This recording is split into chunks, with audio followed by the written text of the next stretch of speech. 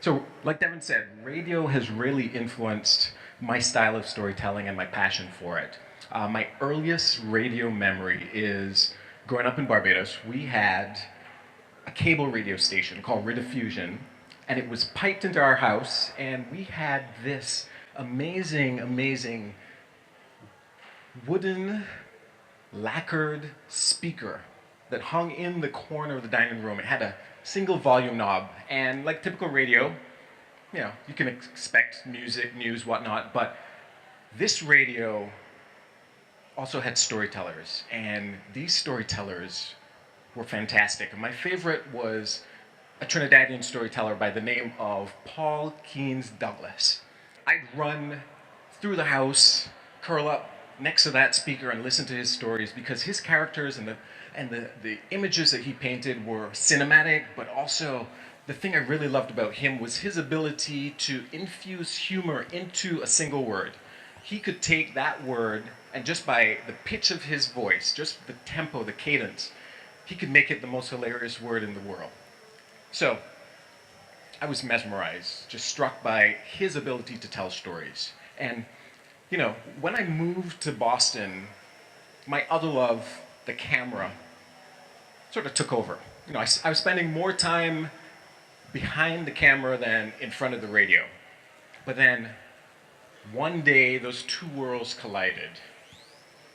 I was sitting in my car. And that happened.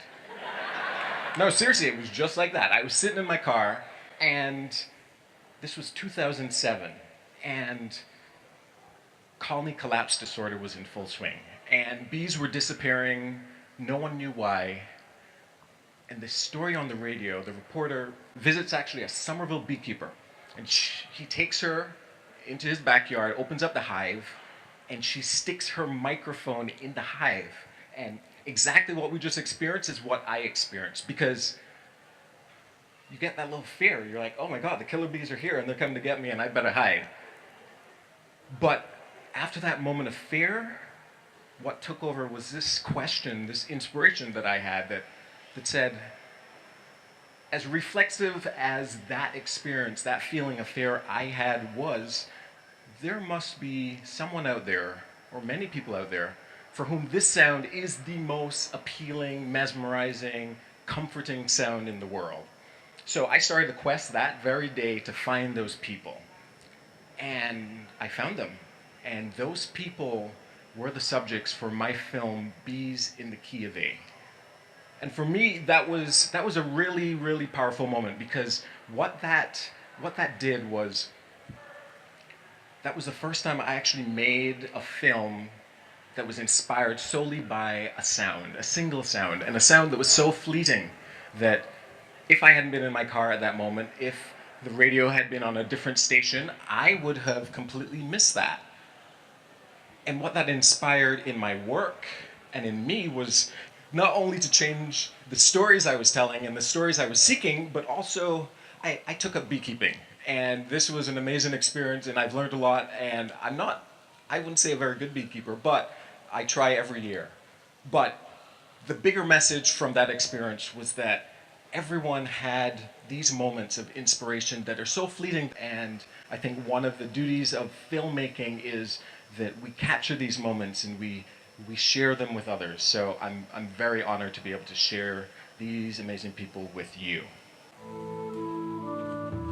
When you open a beehive, it's like you've arrived on an alien planet. And it's not a single bee. Single bee, bzz, bzz, bzz, but a hive hum.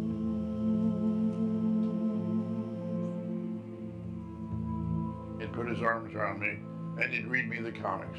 And he'd laugh till tears came down his cheeks.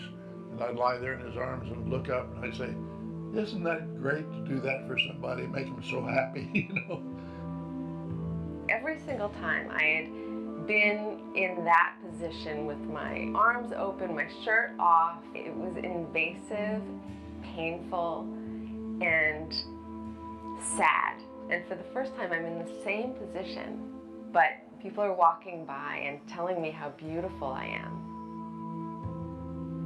My name is Heach Roosevelt Robinson, I'm a Tai Chi Qigong master. 47 years of practice daily. If it wasn't for Tai Chi, I'd be dead.